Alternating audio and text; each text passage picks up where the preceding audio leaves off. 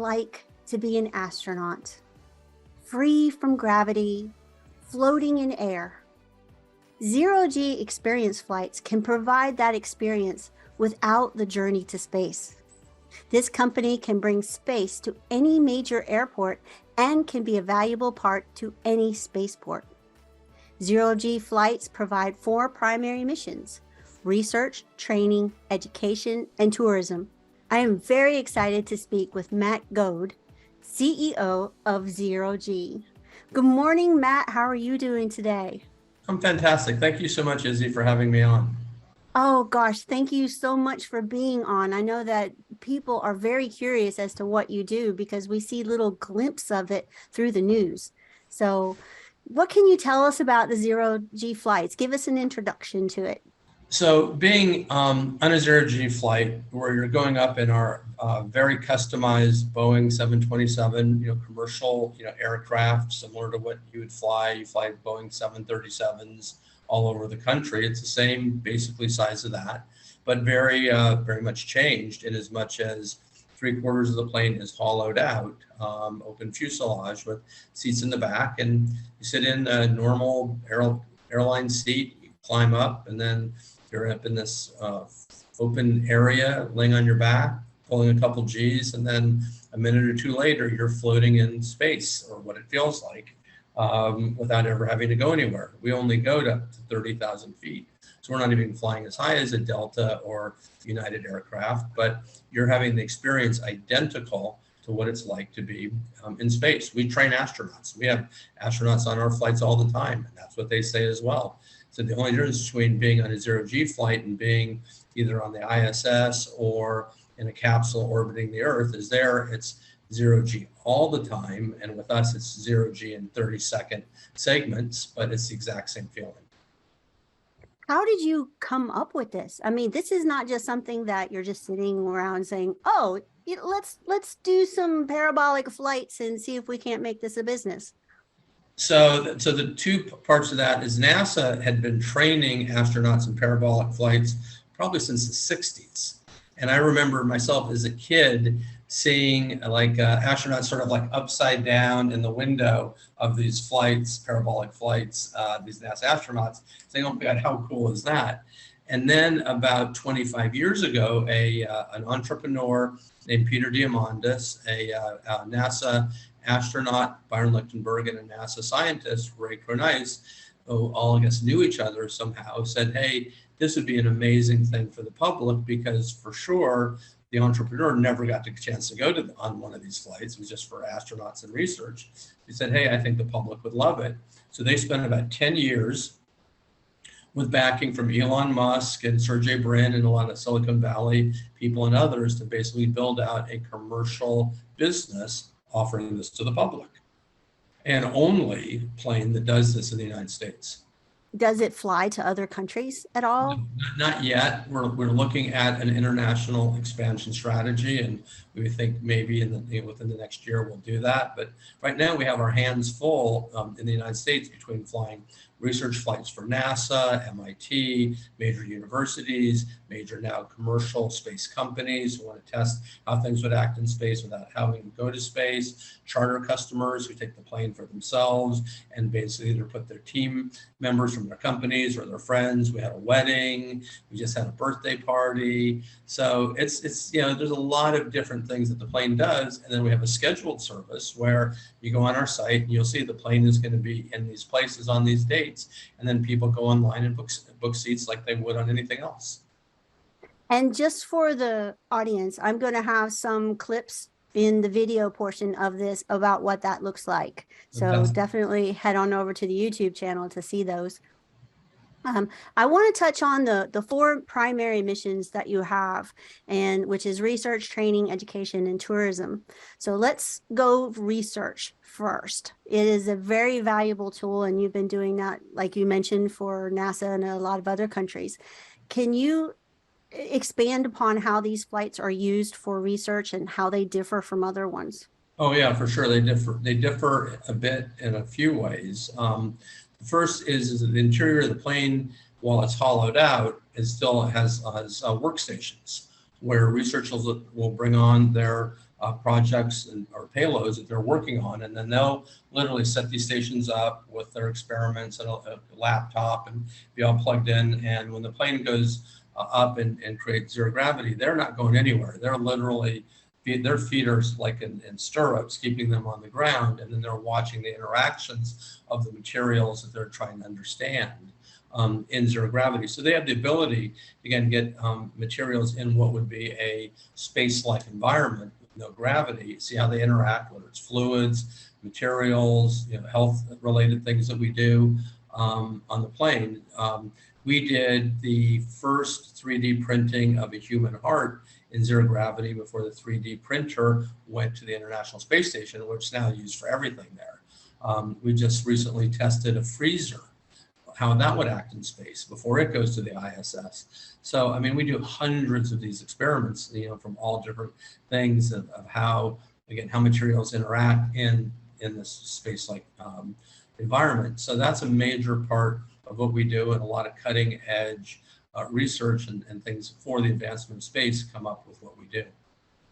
Now, I've heard that you have different gravity types in these flights, and that is very key to a lot of these experiments.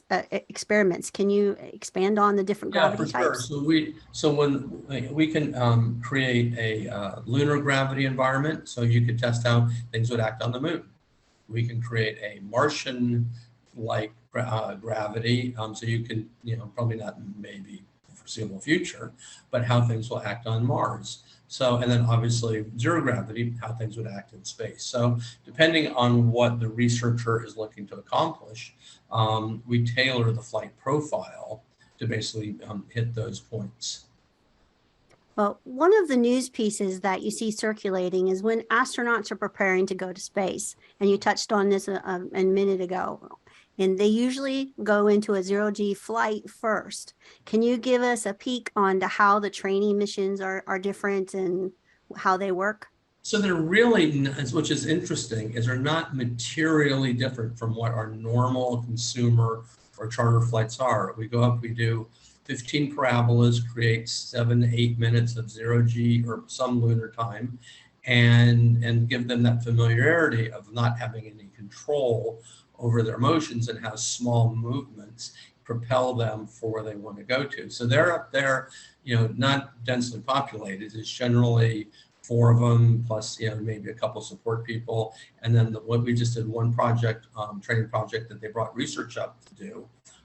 So they do the next step for bringing it up to when they go into space. But it's really, so they get that familiarization of this unique environment. So when they're up there, they're not totally like, oh my God, I'm floating. Why I can't get anywhere and things like that. So it's that. And then, we're working on a couple other things to add to that. We're potentially manipulating things in zero gravity when you're upside down or sideways or things like that. And so we're kind of working at adding things to our training experiences. And how do people first react when they go into this for the first time? I've heard that there's one that's like, they call them the runner, and the other ones are trying to swim. So right. So swimming doesn't really get you anywhere. Kicking your feet and moving your hands doesn't move you, and it does create a potential issue for the person who's below you. So we strongly discourage people swimming, not a good idea. But they're like children. I mean, the minute that we start with lunar gravity on the first parabola and they're bouncing up and down or doing a push-up, where they push up and they go up to the ceiling and come down, they feel like they're children. They giggle, they're laughing. They're like, oh my God, wow, hysterical. So, again, it's the first time. I mean, when you think about the number of people who have not experienced gravity in time, I mean, you're talking 20,000 people in history. right. So it's a pretty small audience who've had that chance to live without that constraint of being held down. And when you're swimming, go back to that. When you're swimming in water, you have the friction of the water. When you're in zero-G, you don't have water. No, you're in the air. And moving your arms through the air and kicking through the air, not moving you through the air, it turns out. Well, another one of your missions is education, and I work with a group called SpacePrize, and they have some young ladies that recently went up. Talk about the educational experience and how they can open up the worlds for students and teachers, and let's go in that direction. So we have our own um, foundation, Zero Gravity for STEM, that we fund as well. Is that, giving young aspiring scientists, astronauts, whatever, what this experience is like, because it's so difficult to explain, because you can't really relate to it verbally. So by bringing these individuals up along with teachers gives them a real view of what that's like, and potentially shape careers for these people that might be different from the ones that they aspire to, and in turn, over time, create a lot more amazingly talented, passionate people to work in the pursuit of our exploration space. Well, I know that one of the things that I have had the privilege of doing is putting young people on their first flight with a Cessna. And Mhm. the transformation that I see when they come off that Cessna is amazing. It's addictive. I Yeah. can't imagine what transformation that that particular flight would have on a young person. And even if they're not going to space, you just broke what is possible in their mind, and that's going to change them forever. And that's what our hope is, and that's why we encourage and try to work these things through. And I know we have a flight coming up in a little over a month in Miami, where I think we're taking up half a dozen students and teachers as part of a flight to get that feeling and experience of what zero gravity is like. Well, the fourth mission is one that's also near and dear to me, is space tourism. And there is a conference that happens every April 28th in celebration of the first tourists in space. Last spring, you sponsored that event in Los Angeles, and there was a flight connected to it. The conference had some representatives walking around in flight suits that were getting pictures. How do the space tourism flights differ from the research or training flights? So we call them consumer flights. So the consumer flights are, again, people who have seen astronauts or love space or just love to do something that is on the next edge of experience, will come on board, and they pay a little over $8,000 to do it, which is about the same price as a business class ticket to Europe, but for a lifetime memory. Um, and they come on, and it's very similar to our astronaut training flight. It's 15 parabolas, generally 3 lunar parabolas at the beginning, so you get some feeling what reduced gravity is like, and doing push-ups and bouncing and popping around. And then we go into that to zero gravity, where you have no control over where you are or what you're doing. And again, it's very impactful. It's people come off the plane all the time. It changed my life. This is the most amazing thing I've ever done. I never thought this was possible. You name it, we've heard it. And it is that. It's a life-changing experience for the people that do this, because they can now have some relation when they read stories or see things on TV or movies about what space is, and say, well, I had that same experience. I have a secondary group that I do because I'm passionate about getting space into the world.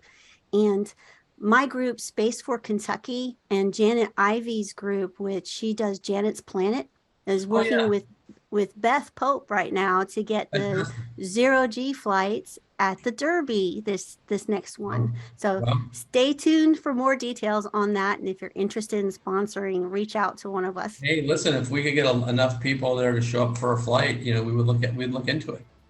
Oh, I think that is a perfect venue for that.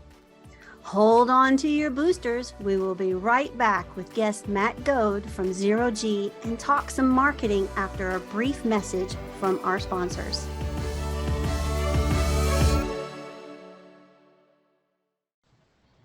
So yes, you guys do a phenomenal job with marketing.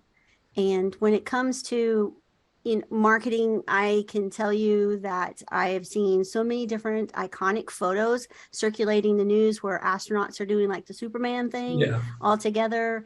The one that, private astronauts and tourists like inspiration for, it's part of the video and the promotion that they use. Can you expand on some of the marketing strategies that you have used that has been successful? Having the opportunity to have the single most unique experience you can have, we get a lot of press. We get press weekly all over the country. People see us, read about it, heard about it. I mean, it's now over the last 3 years since I took this company over. When I tell somebody what I do, thinking I'm gonna have to explain, oh, parabolic flights. Oh yeah, I saw you on The Bachelorette, or I saw you on the Today Show, or whatever it is, or I read about this. So I think the awareness of what we do and how we do it has definitely grown, and I think that is on our part, taking a very open thought about how to deal with the press and being inclusive and working with them and telling our story, and because it's an amazingly interesting story, and with all the things going on in the space domain between Elon and Inspiration, Jared Isaacman and Inspiration 4 doing their own thing with Polaris Dawn, and Jeff Bezos and Richard Branson, and now we'll have in a year and a half these super cool balloons going up, and getting these amazing views with space perspectives and world view. The whole constituency of people wanting space-like experience is growing significantly. And so for us, our marketing is getting our name out there a lot. We get a lot of press. We're at a lot of conferences, like the Space Tourism one, which was so great to be at. And they do such a great job and get such amazing people at it. Plus we also, we're assertive in our social media marketing as far as targeting, profiles of people that we think would be interested in this. And then we have people that come on that have these huge Instagram followings. We did this very cool thing with Logan Paul, where he basically collected thousands of Polaroids and brought them up on the plane, and then in a zero-G environment, floated all of these Polaroids with him in the middle, with a Polaroid camera taking a picture of all of his Polaroids. It was a very cool thing, and it got millions of views. I mean, we had a YouTuber, Todd Manley, who basically a lot of people follow, come up, and a bunch of people have seen it and said, oh my gosh, I want to go do this. So I think, showing what we do, getting people involved that have significant reach, and again, it's a relatively small business and it's a very challenging business. So we're very, very conscious of how we allocate, our resources. But I think we're doing an okay job of just getting the story out and getting awareness from people that they should be doing this. And what kind of team do you have working on this? Because you have to have a team to get the story out. I do. So my whole management approach in running this company is teams. Is that I am, we have a lot of things going on in the company daily, and so for me, it's finding really capable people. So we have Beth Pope, who's joined us, who's our director of corporate charters, and she'll be working with people that want to take the plane up, whether it's for a company or individual wanting to put his own people on. We have Greg Mellon, who's tremendously talented at social media marketing and doing a lot of the ROI analysis of the things that we allocate resources to, and coming up with imaginative things. So those are kind of two of the leaders that we have in our sales and marketing side, and then we have people that work with them, photography and videography and content creation and all these other things. So we have a nice group of people that are continually building out our story and putting it in places where it'll get people will resonate with it, and then in turn say, oh my gosh, I would love to do this. What have been some major challenges with marketing? So I think there's a few of them. I think that it's accessible. People think of space-like experiences and they think millions of dollars, nothing I could ever do. So I think getting the story out there that, yeah, this is something you can do. it's been a real effort on ours. And I think, and also awareness of how it works. I mean, people think of the old NASA plane and what NASA subjected their astronaut trainees to do, which was to put them in very severe environments to test their ability to react in severe environments. We're not putting you in any severe environment. We're putting you in an environment that you're going to have a great, memorable, amazing time. So I think it's differentiating what people think of what the plane does and how it does it to, old stories of NASA astronauts, doing this. When NASA trained their astronauts a long time ago, they'd put them for 50 or 60 parabolas, 4 times what we do. And anybody in that much time with all those, the high G's part is going to have a tough time. And they're going to just have to learn how to deal with it. We don't do that. We basically put you up in enough time that you're going to say, oh my God, this is the greatest thing ever. I want to do it again and again and again. And I also think it's, letting people, it's not a roller coaster. It's not a violent up and down experience. It's very user defined. It's very gentle. It's, you're floating, on air. You define how much you want to do. So I think getting those things out there, that it's accessible, that it's easy on you, that anybody can do it. Stephen Hawking did it. I mean, we have 12 amazing people that came up with us a little over a year ago through Mission Astro Access, that were all amazingly qualified people to be astronauts, but had significant disabilities, whether no limbs or eyesight or hearing, and gave them, and they did amazing. They were floating through the cabin and had the most amazing time. So space is open to everyone. So things like that is kind of how we get our story out. Yeah, I did not realize that you had done that one. So what, one of the things that is powerful with marketing and getting the word out there is collaborations with partnerships like universities and whatnot. How have you developed this critical support? So we work closely, say, with the MIT Media Lab. For example, we do a lot of flights with them, and now it's called the Aurelia Institute. We do mostly research flights with them consistently.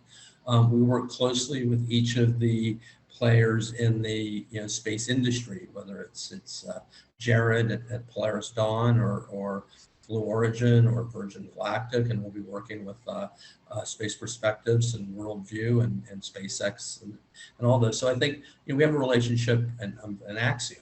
And we have a relationship with each of them, and they all work with us on you putting their people through this experience, and when we can refer people to them, we do it. And then we also have collaborations with very boutique travel agents, who are working with people who want to do the coolest, newest, hottest, fun thing. And we're always looking to expand those collaborations with those audiences. So, it's leverage. It's finding people that have those touch points with our potential customers, paying them, to bring us customers, because I have a background a long time in Wall Street, and I always felt that the more if somebody does something for you, they should get something for it, just like I feel if I did something, I should. So we're very thoughtful in how we build these relationships and collaborations. And a lot of people say, well, I'd love to go up on a flight, maybe I can sell some seats. We kind of don't do that. What we do is we find partnerships that have the reach and the bandwidth and all that, and work with them to basically deliver the story and help them become successful in doing this with us. And I'd like to reiterate that it's the story that you're building, not the seats that you're selling. So it's our story. It's the story. It's your story. Yeah, I mean, people like it, they'll want to come on board. They say it resonates with them, and fantastic. And just to give a little difference, Space Perspectives and everything, all those other types of flights, they're very expensive. And like you said, this is a business class ticket. This is equal to there. So it's very accessible for just your regular person. It is. It's, again, it'll be $9,000 on January 1. But again, I wouldn't, belittle the fact that it's expensive. I mean, $9,000, for an experience is real money, but it pales to what it would cost to go up with Virgin Galactic, which I think is $450,000 for. Now you get a great view. With any of these others, the views looks amazing. I would love to do it at some time, but you're getting more and more time in zero gravity than you are with them, with exception of SpaceX or Axiom or Polaris Dawn. There it's zero gravity all the time. The next question is about the future. Where do you see the space industry? Now, I know you touch on several different industries within the space industry with the research and with the space tourism. Where do you see them in, say, 10 to 20 years? Well, I think at a point, I think you have, SpaceX's Starship, which I think will be going up in the next 5 years.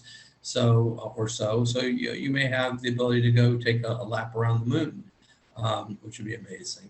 I think probably a lot longer than that will be exploration of Mars, but I think at some point, we'll have definitely have consumer trips to the moon, and I think we'll have moon-based things to do and places to stay. And I think same with the International Space Station. I mean, I know Axiom and others are looking to build, hotels in space connected to these facilities to come up and, hang out in, space and with this view and circle the Earth and stuff like that. So, I see all those things, in the next 10 plus years being available to us. And it's a super exciting time and super exciting for us because we will likely continue to be at that gateway to those experiences. Yeah, you got to test it out before you can go all the way there. I think you'd want to. I think yes. Some will require it, and some will say, "Well, you could, but you don't have to." We find that the people who have done this before they've done other more significant experiences have said their zero gravity time with us was required. I think if you're spending a lot of money on those big flights to the moon or wherever we end up going, having this particular training flight is critical to the enjoyment of when you get there on your bigger flight. It gives you a little taste and gets you acclimated to what you're going to be experiencing. Exactly. So instead of chasing, Skittles or things like that, through your environment, you should be upside down looking at the window of this amazing view on any of these things. And for, again, it's a relatively small amount of money. You can come up and do, all the somersaults and backflips and things like that you want and do it again and again for that. So I think it is when you're going up on these things, you want to focus on the most unique thing there is with that view of space or the Earth from space, and get that view. So yeah, that's impactful. So what other advice do you have for companies that are entering into the space industry? Because this is a unique industry. It is a unique industry. It's changing rapidly. I think the different parts of it, and again, we're very focused obviously on the manned space flight part of the business. I mean, there are, the majority of things going on in the space industry is satellite based or communication based and things like that. But I think for the manned space, like business is that, it's a, there's a lot of things that you can do. There's a lot of different things we're going to be doing with our plane, changing our experiences and creating even cooler things to do. But I think there are all these different ways. There's people are looking to create businesses to support it, and I think it's a great idea. It's it's always going to be more expensive than you think, and it's always going to take longer than you think. And education of your potential consumer is probably the most important thing that you can do because it is so outworldly. And education is what marketing is. Marketing is sales is just a small part of marketing. It's the conversation that you have with your audience. That is what marketing is about. Yeah, for sure. Defining what it is and what you're being offered, I think, is the most important part. And then sales function is the product of that. It is the human interaction after the conversation is already well underway. For sure. And what final words do you want to leave the audience with? This is your spiel for how to contact you, how to work with you, etc.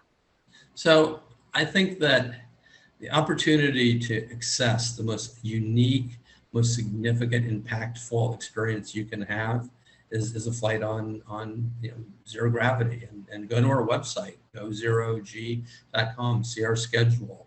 Look, if you want to be, take a consumer flight, hit that. If you want to basically charter the plane, there's an option there. And you can talk to Beth, who works for us, about that. That to me is a very cool thing to get to do, is take up your own friends and float around and create your own memory. So we're easy to find, and easy to see our story and come interact, and hopefully we'll see you on one of our flights. Wonderful. And I will have a lot of this information in the show notes as well. So some contact information for our audience. So thank you so much. And any final thoughts before we end the show? Well, all I can say is, come hang out with me upside down, and don't, feel the blood rush into your head, and we can look at what people are doing, throughout the cabin, and zipping around and have a blast. So the blood doesn't rush to your head. No. Oh, I didn't even think of that. Whether you're upside down, right side up, pointing left, right, you have none of those bearings.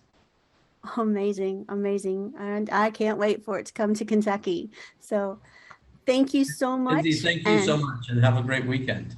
And you as well. And please subscribe before you head on over to my YouTube channel for bonus footage. Links to the YouTube channel and other social media channels can be found on spacemarketingpodcast.com. A special thanks to Matt Gohd from Zero G for joining us today and talk about how you can begin your journey to space. Be sure to check out his links listed in today's show notes.